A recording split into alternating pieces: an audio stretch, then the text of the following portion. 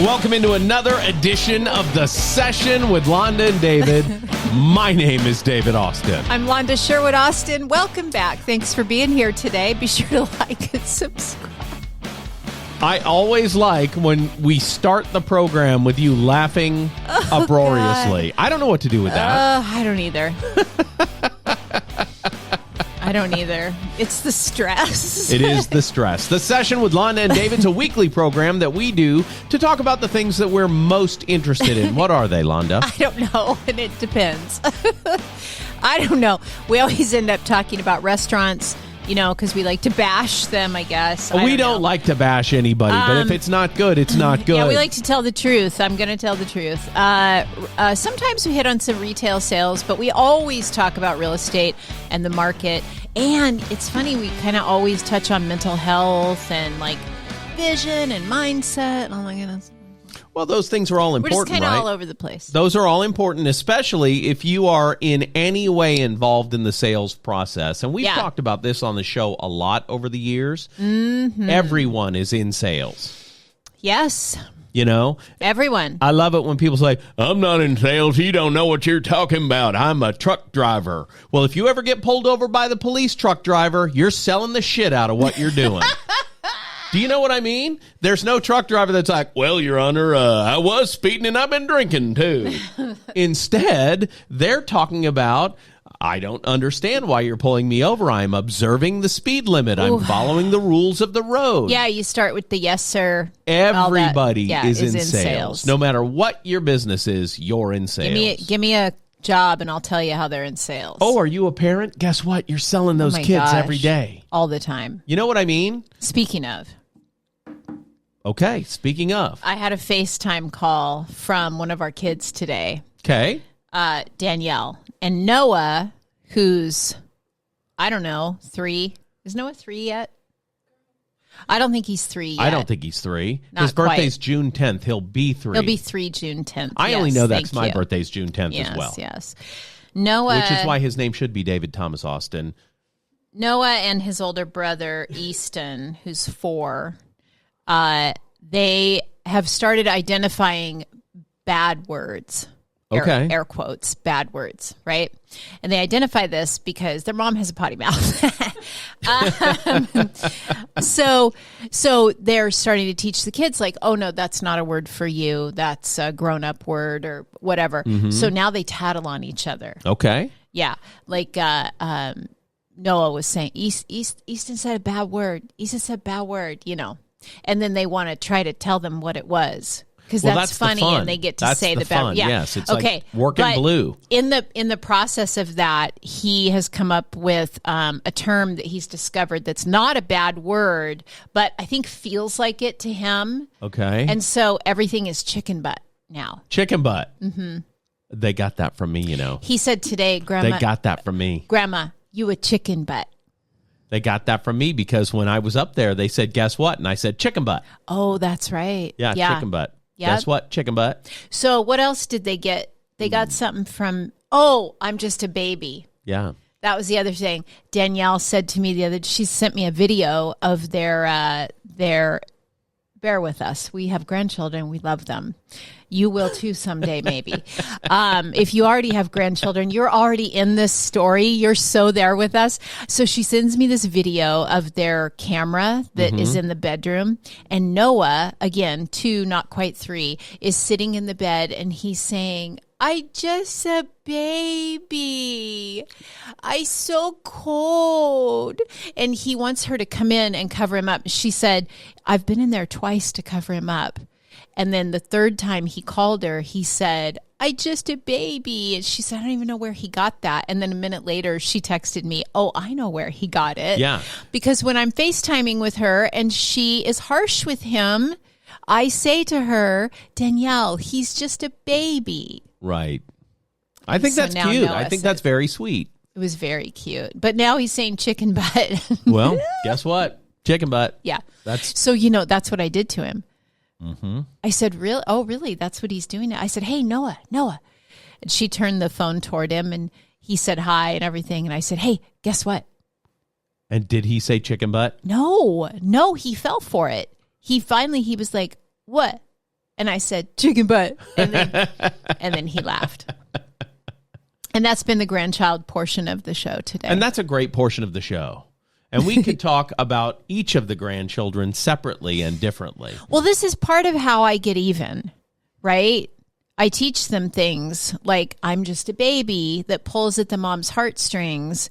And she did go in and cover him up. She goes, she totally melted. Right. Are you just a baby? Okay, baby, I'll cover you up. Sure. And that doesn't work, though, when the grandchildren are 10 and 12.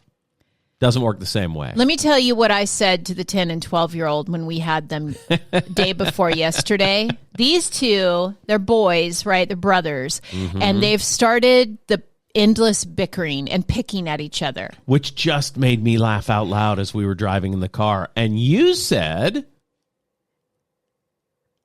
You boys are about to learn something about your father's upbringing. Because I'm going to hit somebody. Yes. If this keeps going on, I'm going to hit somebody. That's what she said. She didn't hit anybody. Here's the problem, though. They both just started laughing when I said thought it was funny. Because they know so far I haven't hit them. Right. I might. You won't. Oh, my God. You won't. Get away from each other. I love hearing that bickering because it reminds me of my brother Nathan and I when we were little. It's funny. And my mom used to laugh uproariously at us. And conflict. 100% of the time, it de-escalated it. And then we would be mad at Mom. We would both be mad at Mom for not finding our struggle real. Yeah. There's no real struggle there. They just pick at each other. They just pick at each other and pick at each other. But the little one's starting to fight back a little bit. Well, yeah, he was the antagonist in at least one or two of those situations. Yeah. He brought his drink cup home from dinner and was shaking it in his brother's face.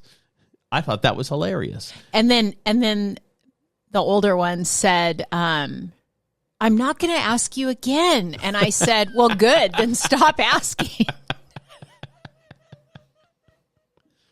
Okay, let's get to business. Oh, God.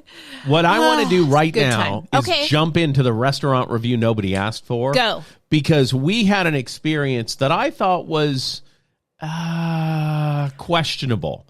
And that's how I'm going to say it. Okay, all right. Let's do it. We went to... Endive Eatery. Endive Eatery or Endive. I don't know how you say that. Endive, but Endive, it starts with an E. I don't know. Okay. I don't know. I guess, is it a vegetable? Yes. An endive is a vegetable. Yes. So we went to Endive Eatery on Kennedy Road in West Richland. Mm-hmm. And I was super excited because there's not a lot to choose from in West Richland. Right. And a lot of people have recommended it to me because of all of my allergies. Right. You should go to Endive. They customize everything. Yes. Well, here's what I will tell you about this place. Okay. If you're looking for a coffee house that smells like garlic, it's the place for you. I don't mean garlic. The coffee is fine. I got an Americano with sugar-free vanilla and a whisper of cream, and it was perfectly fine. Mm-hmm. I've been cleaning out the smell of Rome ever since I walked into the place. Oh, no. Everything on my person that I was wearing or carrying smells like Vatican City.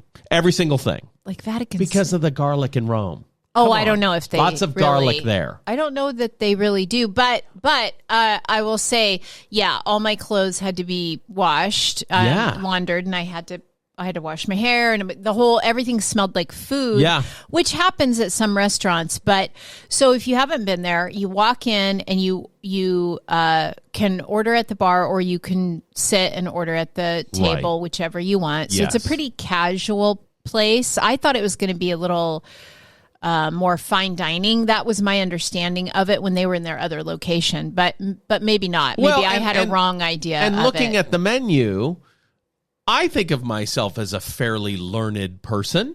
Okay. But the menu was in a language I don't understand. It was confusing to me. I mean, I don't know what was happening. I don't know if they're trying to be fancy or cheeky, or I don't know, but I don't think I'm smart enough for it. I'm not. That's what I do know. I'm certainly not. My IQ you'd think I have an 88 and am clinically dull because I didn't understand the menu at all. I didn't either. And that's not their fault. It's probably mine. Well, it's like I said about the halftime show. If you got to do research to understand it, it's not right for everybody. And that menu is not right for everybody. I didn't bring a slide rule and a protractor. I gotcha. And I couldn't figure it out. And so I said, I'll just do the full breakfast because that was the name of something on the menu. What came was not what I expected from a full breakfast. But, there were poached eggs. Again, not what I expect with a full breakfast, but sure, poached eggs, fine. They were delightful. I just didn't get it. Yeah. It's not for me. So the restaurant review nobody asked for, if you're asking me, if you want to smell like garlic and have okay coffee, Endive Eatery. Okay, if you had to rate it a scale of 1 to 10, 1, you don't even bother, turn around, leave. You didn't even get past the front door. 10, favorite new spot. Where would you put it on the scale? 5.2. Okay. And here's why I say 5.2. The food tasted good. I was sick later, but the food tasted good.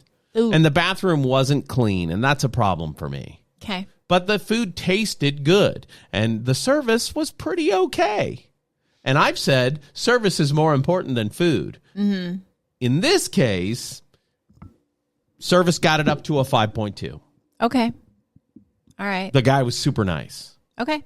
Yeah, it's just... Do you want my take on it? Yeah. Or okay. Yeah. So, I'm a little harsher, a little harder on restaurants. Sure. Than you typically are. Right. So, buckle up.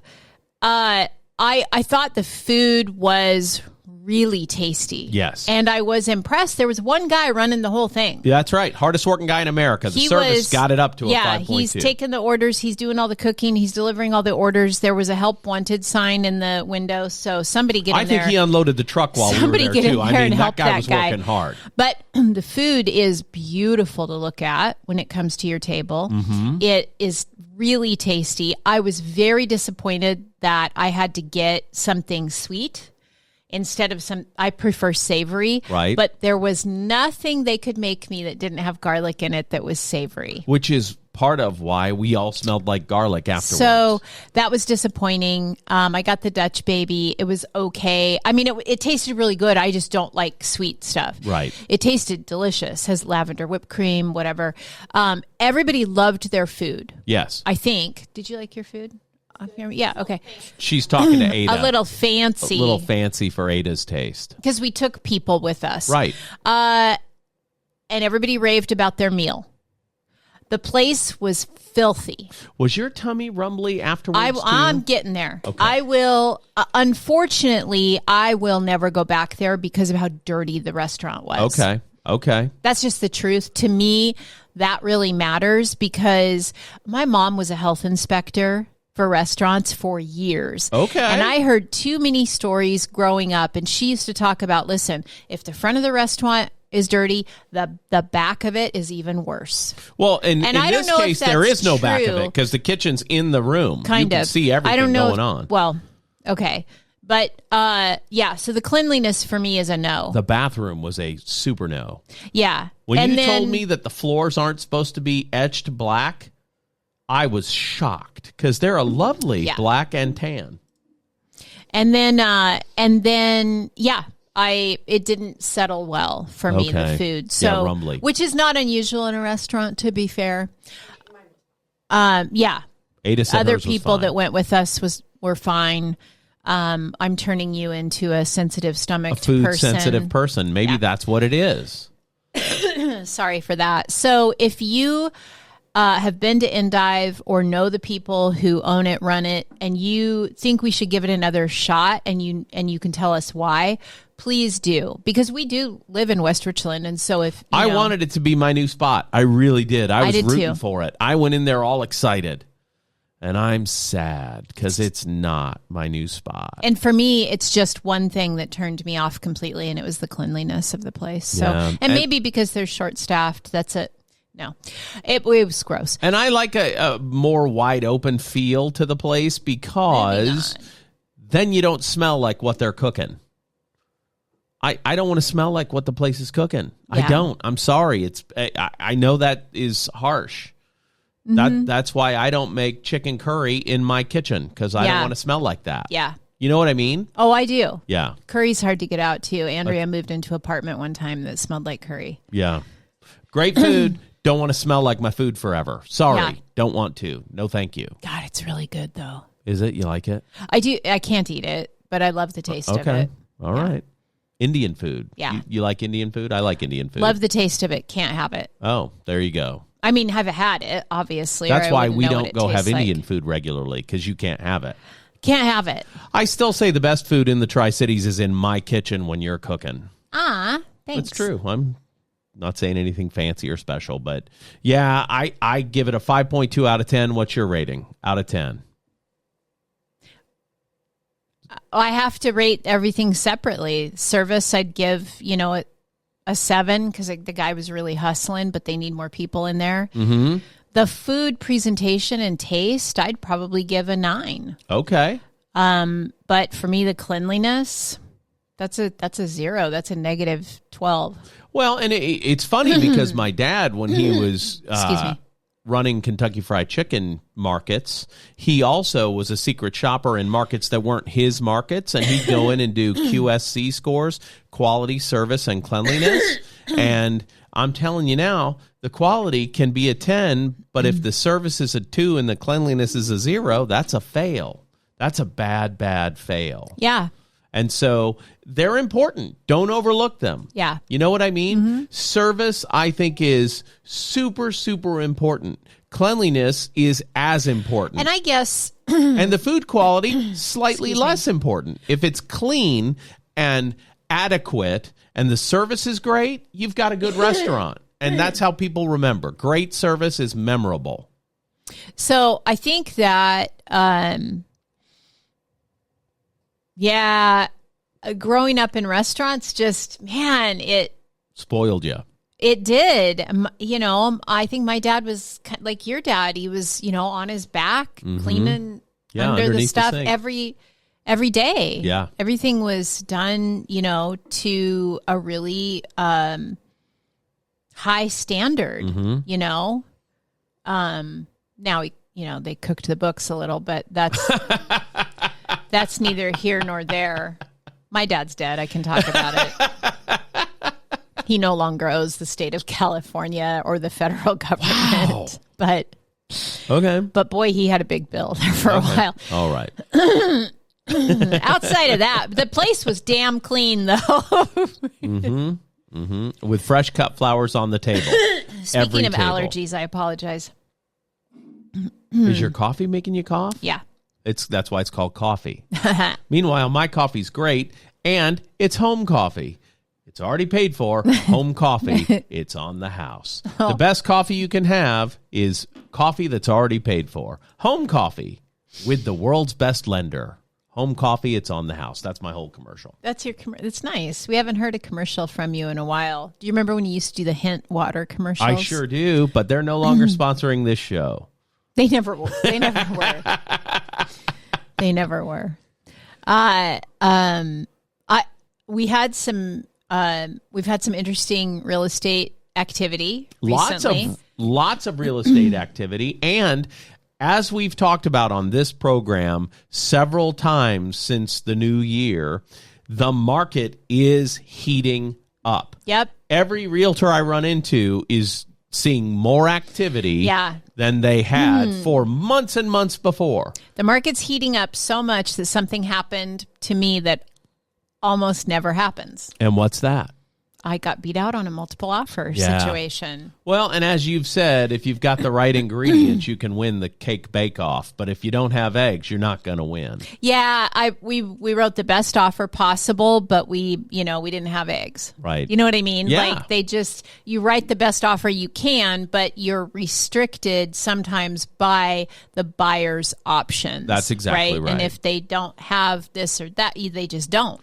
And you do the best. We came in second. Right. We came in second, and that was great. And And I just talked to them yesterday, actually, those buyers, and they're ready to get back in the saddle. They weren't too upset about it. But and what they were writing an offer on was a house that was purposely priced below the market so that it would run up the value and cause a bidding war. And I think when we went to look at that house, the day it went on the market, 24 people saw that house that day. And I think they got 6 offers, and ours was number 2. Yeah, I don't know how many offers they ended up getting in all in, right? I got you. I knew they had we wrote an 5 offer. or 6 by the time we put ours in. Right. And for us to come out, second, not bad.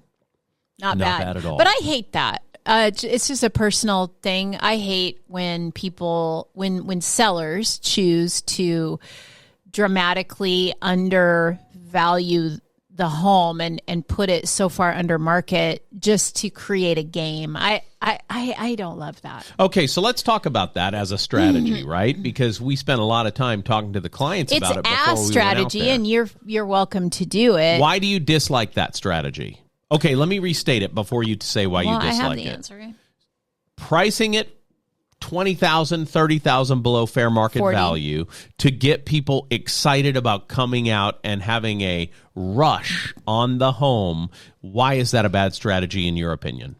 Well, I don't know that it's a bad strategy. It's Why just is it a not strategy appealing you don't to like? me. Right. What if, on the off chance, I made a mistake and there's not a rush on the home? What if? Okay. What if? Because no seller decides to do that without their realtor suggesting it. Right. Right? Right. A typical seller comes in, they want the most amount of money for their house possible. Sure. It's a realtor that suggests, hey, what if we do this? Right. Right? But what if, on the off chance, you made a mistake, you don't get a rush on it, you don't get multiple offers, and now you've undercut the market so far, you end up leaving money on the table for your client. I don't like that. Okay. I don't like sense. that risk. It's a little too risky for me. It's one thing to price it like at the bottom of the range. Right. Because we're in a hurry, we don't have a lot of time, we just need to get it under contract ASAP. That's one thing. Sure. But this was 40,000 under. Okay. That's some shit. So, I don't like it. And then it gives buyers false hope. Oh, that's the thing that I don't like that that's either. the thing I don't love about it, right? I don't like that either. And then as the advisor who's helping buyers make an offer on a house that's dramatically below fair market value, you've got to say to them, look, we've done our market research and this house retails for X dollars. Yeah. What I was expecting to see when we went there, and it's interesting that we're talking about this, I was expecting to see the house in marginal to poor condition. That's what I was expecting to see. And instead, it was pristine. It was absolutely retail ready, but marketed wholesale. Yeah. And I don't get it. And it really messes with nearby listings. Oh, sure it does. Yeah. So there was a house very similar to it that, is on the market at Fair market value. ish, Right. Now that house is getting no activity. Right. Because this one is getting all the activity. And again, if you're somebody who likes to use that style, go for it. And if you're a seller who loves that kind of thing, go hire them. That is not me. I don't like to risk my clients' money that much. You're not a gambler. You don't want to gamble. I will gamble, but not that much. I got Not you. that much. There's that slight chance, what if they were wrong? Right. And you don't get the rush on the market, and it doesn't get, what if it only got driven up to 15 above what- 20,000 above what the list price was. Sure. It was under contract at 40,000 over, by the way. 40,000 Over the list price, which is the fair market value. Yeah. So, but why create all that chaos? Oh my God, that's what it is. You don't like the chaos. It creates stress and chaos for the seller, for the realtor, for all the realtors who bring their buyers, and for the buyers. I don't want any part of that. I don't like creating stress and chaos. And that makes sense. And someone who likes doing that might say they're a disruptor and they want to cause a disruption in the market. Yeah. And get on with your Just bad not self. for you. You don't It's not want for to me. you don't want to do that. Nope. Well, and that makes sense, right? Yeah. Because That's on brand. conflict is not something you enjoy. Hate it. I mean, I'll do it. Causing but- conflict, to me, seems unkind. Yeah. And kindness is at the center of me. Right. You know what I mean? Yeah. I like to be funny, show. but I don't like to be unkind. And sometimes that's a fine line. So it'll be interesting to hear some feedback. If you're listening, when you listen to this show, I would love for someone to reach out to me and have a conversation about this idea, especially somebody who does do that, and talk to me about why they do it. I'd like to know more about why somebody would do that, because to me, it's just like it's hot lava. Yeah. I can't get off it fast enough. Yeah. But maybe there's something I'm missing to it. I'm open to learn. Well, and it doesn't hurt that the house that was priced $40,000 above that house is still sitting on the market, and they ended up getting that price for that house. So that's ish. Yeah. It's close. Yeah. It's not exact, but yeah. Yeah. So there you go. So it's an interesting thing. I don't know. I don't think undercutting the market is ever really a good thing, but maybe I just Well, and there are some schools of real estate that train you, sell it fast, have good reviews because you sold it fast. But those people often do leave money on the table. Yeah, I don't like that. I Right. want everyone to make more money. Everyone can win. Let's all have a win client for to everybody. make more money. When my client makes more money, I make more money. Right? Everybody wins. Right. When I make more money, we get to keep this ball rolling. You know what I mean? Yes. And remember, you've said this to me time and time again. You need two things to sell real estate: money and time. Mm-hmm. And if you've got all the money in the world, you can have all the time in the world. But what if you need less time or to spend less money? Then you've got to do things differently. Yeah. So we don't know what the Sure. situation was for the seller. Yeah. They might have had to sell it in a week. You know what I mean? Sure. So that could have been exactly the right philosophy, and we don't know. Right, and we don't have enough information. And that's to why know. I'm not saying I would never say don't ever do that. Right. What you're saying is it's uncomfortable to you. You don't try to cause discomfort for your clients. That's not how you run your business typically. Correct. And that's perfectly fine. Yes. Yes. Yes. I like that. Okay, so this is our episode prior to us going on a cruise. So next week's episode, we'll be in very similar clothing. We're going to be in the exact same clothing.